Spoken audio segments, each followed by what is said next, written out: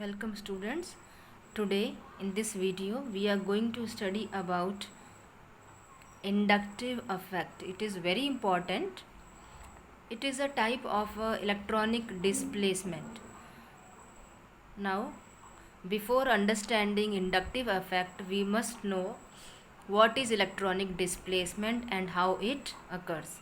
देखिए बेटा, electronic displacement in covalent bond, कोई सी भी जब रिएक्शन होती है तो रिएक्टेंट आपको देता है प्रोडक्ट। रिएक्टेंट हमको देता है product. This reactant is two, एक पोर्शन होता है सबस्ट्रेट प्लस दूसरा होता है आपका अटैकिंग रिएजेंट। जब ये दोनों आपस में मिलते हैं तो प्रोडक्ट बहुत आसानी से नहीं मिलता है। इसके रिएक्टेंट और प्रोडक्ट के बीच में आपको एक मिलता है स्पीशीज़ इंटरमीडिएट स्पीशीज़ मिलती है, फिर ये आपको देती है प्रोडक्ट। ठीक है, अब यहाँ पर देखिए रिएजेंट, जैसा कि हम आपको अपने पहले वीडियो में बता चुके हैं, रिएजेंट पर चार्जेस होते हैं। चार्जेस किस टाइप के होंगे?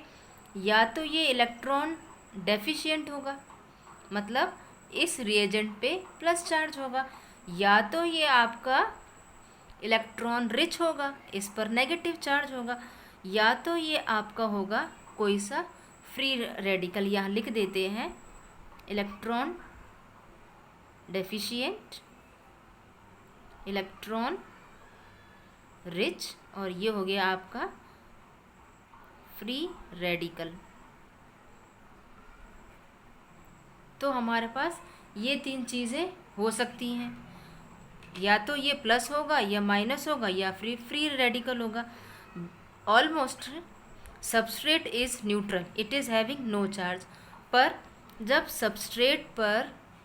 सबस्ट्रेट को कोई केमिकल रिएक्शन करना है, the substrate molecules are electrically neutral, but to take part in a chemical reaction the substrate molecules has to develop polarity in its molecule।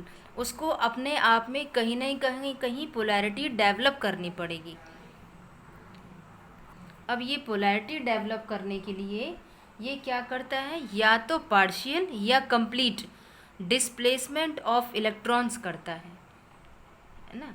कैसे अपने में पोलैरिटी डेवलप करेगा? या तो पार्शियल शिफ्टिंग करेगा इलेक्ट्रॉन की, या फिर कंप्लीट डिस्प्लेसमेंट करेगा इलेक्ट्रॉन्स का। इसी कारण से electronic displacement in covalent bond होता है। तो इनको हम सिग्मा इलेक्ट्रॉन्स भी कह सकते हैं, है ना। नाउ इस पे कौन सा चार्ज डेवलप करना है? It depends on these three things. Which three things? Electron deficient species, it depends on this three things. इस पर अटैक कौन सा पार्टिकल कर रहा है? प्लस पार्टिकल अटैक कर रहा है, इलेक्ट्रॉन डेफिशिएंट है। इलेक्ट्रॉन रिच है तो nucleophile electron rich compound attack कर रहा है। तो किस टाइप का पार्टिकल इस पर अटैक कर रहा है, उसके अकॉर्डिंग ये अपने आप में पोलैरिटी डेवलप करता है। तो इस तरह से पोलैरिटी डेवलप करता है। तो इसके कारण electronic displacement in covalent bond can be studied in 4 types. See now the types of electronic displacement are, इनके बेसिस पर ये कितने टाइप का होता है? It is of 4 types. कौन कौन से टाइप है? Inductive effect. Now see, there are 4 types: inductive effect, mesomeric और resonance effect, hyperconjugation और या फिर electromeric effect। inductive effect को हम कहते हैं I effect, mesomeric या resonance effect को हम कहते हैं M effect, और electromeric effect को हम कहते हैं E effect। देखिए, now these first 3 are permanent effect. ये कैसे हमारे permanent effect, whereas this is our temporary effect. तो हम आज पढ़ने जा रहे हैं inductive effect. So This is our inductive effect. Some facts about inductive effect. It is a permanent effect. Inductive affect अभी जैसा बताया था, it is a permanent affect. दूसरा, ये इंडक्टिव अफेक्ट हमको तब देखने को मिलता है जब व्हेन इलेक्ट्रॉन विड्रॉइंग और इलेक्ट्रॉन अट्रैक्टिंग और electron repelling group is attached at the end of the carbon chain, जिसमें कि कोवेलेंट बॉन्ड है ना. जब इलेक्ट्रॉन विड्रॉइंग, अट्रैक्टिंग या इलेक्ट्रॉन रिपेलिंग ग्रुप लगा होगा किसी कार्बन चेन के एंड में, तब हमको देखने को मिलेगा इंडक्टिव अफेक्ट. आई अफेक्ट ना, इंडक्टिव को हम शॉर्ट में आई भी कहते हैं, capital I. I effect, it is of two types.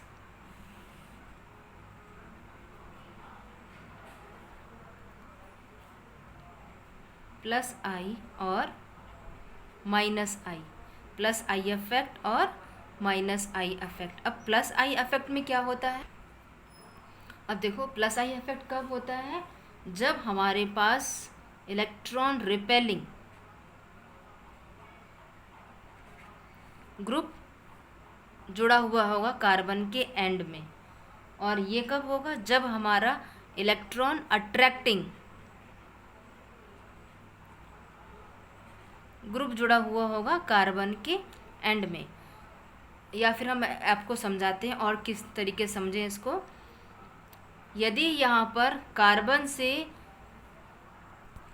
Less electronegative है, लेस इलेक्ट्रोनेगेटिव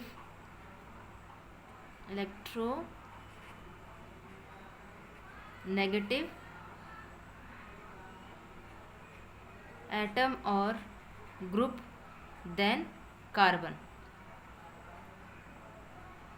जो कार्बन कार्बन की चेन है उसमें कार्बन से जो ग्रुप हमारा अटैच्ड है वो या तो लेस इलेक्ट्रोनेगेटिव होना चाहिए या फिर इलेक्ट्रॉन रिपेलिंग ग्रुप अटैच्ड होना चाहिए. तो आप इन चीज़ों को देखकर समझ सकते हैं कि हमारी जो कार्बन की चेन है उसमें कौन सा इफेक्ट है, प्लस आई इफेक्ट है या फिर माइनस आई इफेक्ट. अब देखिए, माइनस आई इफेक्ट में कि कौन सा ग्रुप अटैच्ड होगा? इलेक्ट्रॉन अट्रैक्टिंग ग्रुप होगा. या फिर इसको आप ऐसे भी समझ सकते हैं, या फिर more electronegative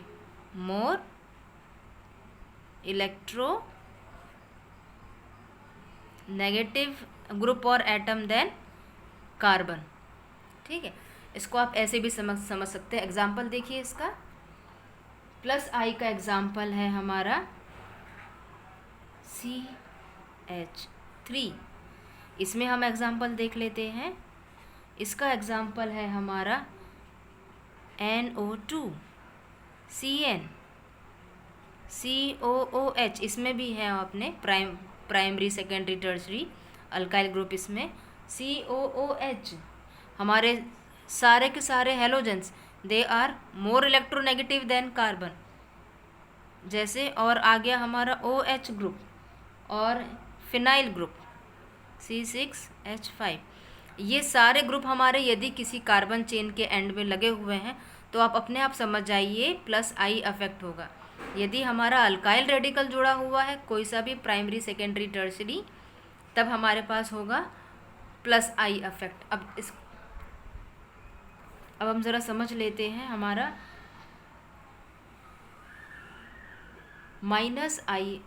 plus I affect क्या है. अब देखिए, प्लस आई अफेक्ट में क्या होगा? कौन सा ग्रुप आपके पास अटैच्ड होगा? Electron repelling. आपको नहीं समझ में आ रहा है तो इससे तो आपको समझ में आ जाएगा कि जो कार्बन एटम से लेस इलेक्ट्रोनेगेटिव ग्रुप अटैच्ड होगा. हम कोई सी कार्बन चेन ड्रॉ कर लेते हैं.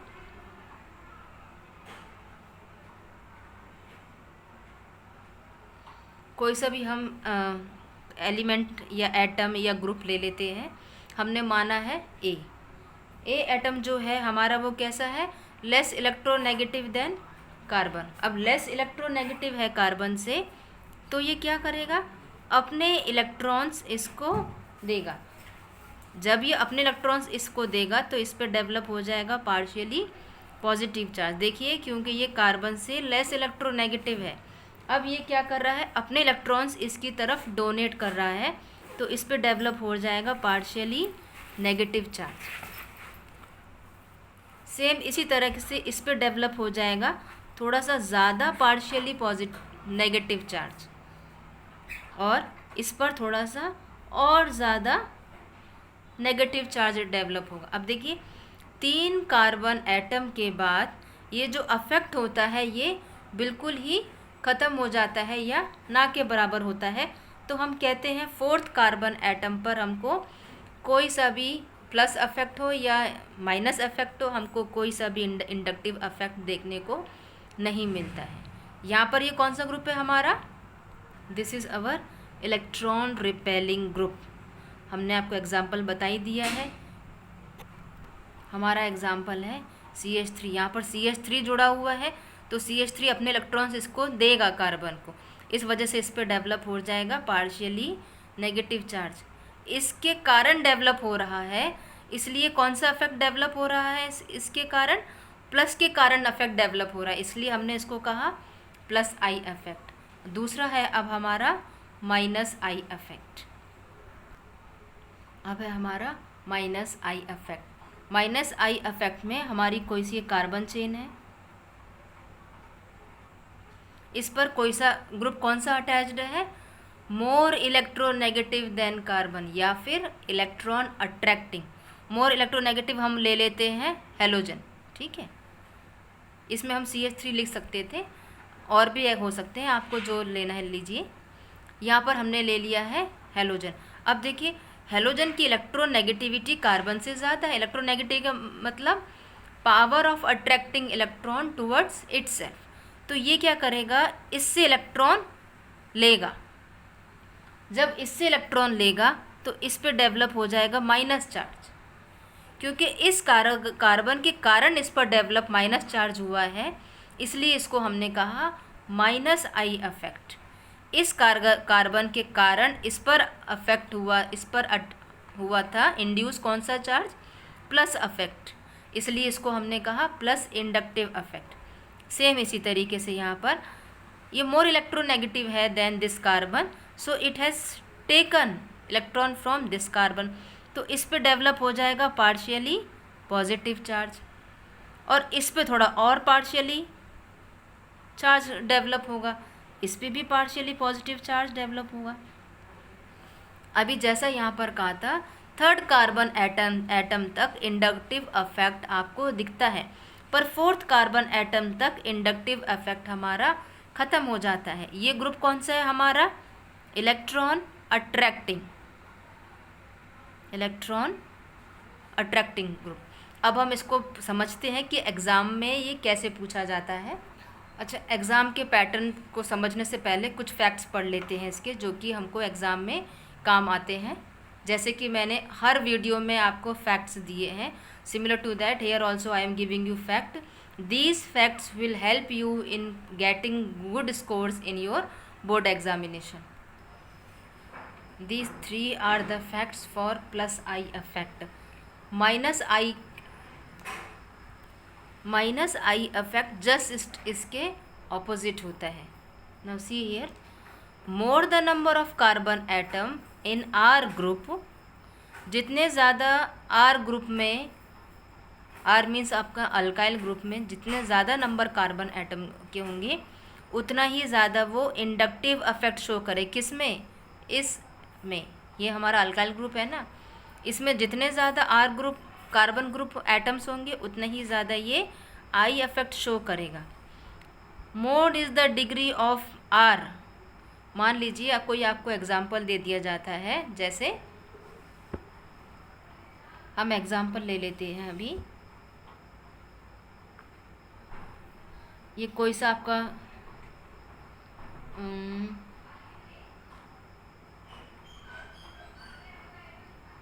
आपका है यहाँ पे CH3, ठीक है।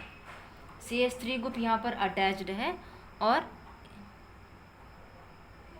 Sorry this example is wrong air. एक हमारा ये C है, दिस इज़ अवर प्राइमरी, और यहाँ पर कोई सा आपका लेस इलेक्ट्रोनेगेटिव ग्रुप जुड़ा हुआ है, ठीक है। This is our 1 degree. Second हो गया हमारा 2 degree, this is our 2 degree, and this is our 3 degree.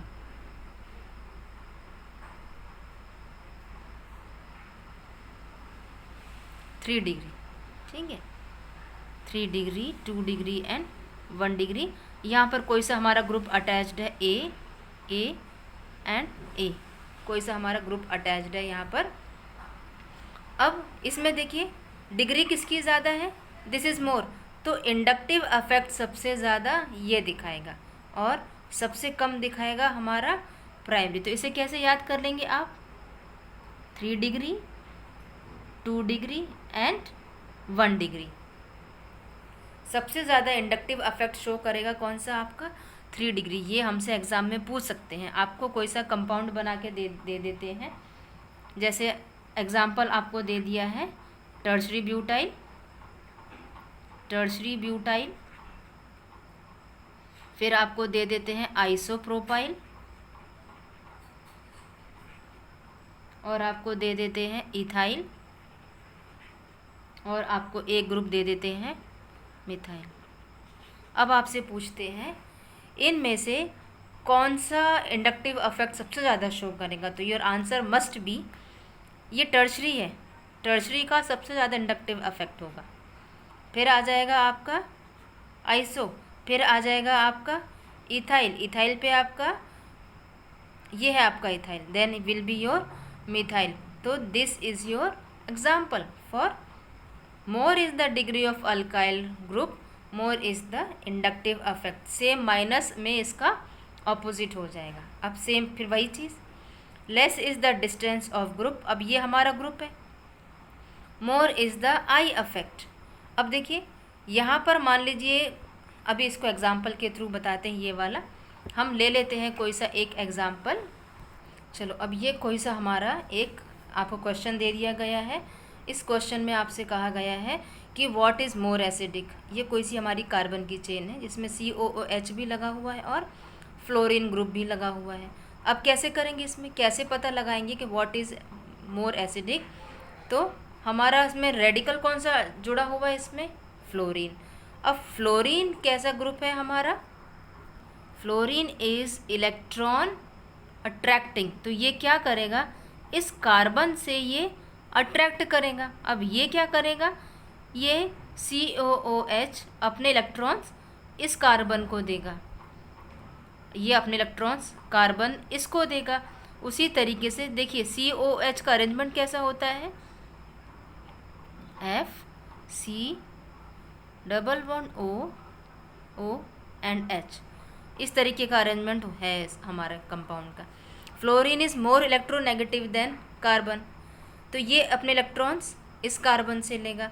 अब ये क्या करेगा, ये इससे लेगा. इस वजह से क्या होगा, ऑक्सीजन इसको देगा. इस वजह से क्या होगा, ये जो हाइड्रोजन है this will more easily released from this COOH group. Therefore this is most basic, ये सबसे ज़्यादा बेसिक है. अब उसके बाद कौन आएगा, उसके बाद हम देखेंगे डिस्टेंस. अब डिस्टेंस कौन सा है इसमें, देखिए less is the distance of the group, more is the inductive affect. अब हमारा यहाँ पे रेडिकल कौन सा है, electron attracting means minus I affect, just इसका ऑपोजिट. इलेक्ट्रॉन अट्रैक्टिंग ग्रुप है ना, ये हेलोजन है हमारा, तो कौन सा अफेक्ट यहाँ पर आएगा, माइनस आई अफेक्ट. अब कौन सा होगा, मोर is the distance of the group, less is the minus I effect. अब देखिए मोर डिस्टेंस, तो सबसे ज़्यादा डिस्टेंस कहाँ पर है, फ्लोरीन का, और इसका यहाँ पर. तो लीस्ट, तो इनके बीच में हो गया क्या, 1, 2 and 3. This 1 is highly acidic, then will be your 2, and then at last will be your 3. I think this video is understood to you. In our next video we will be understanding mesomeric effect, hyperconjugation or electromeric effect. In our next 3 videos we will be going through these 3 things. Okay, thank you for watching this video.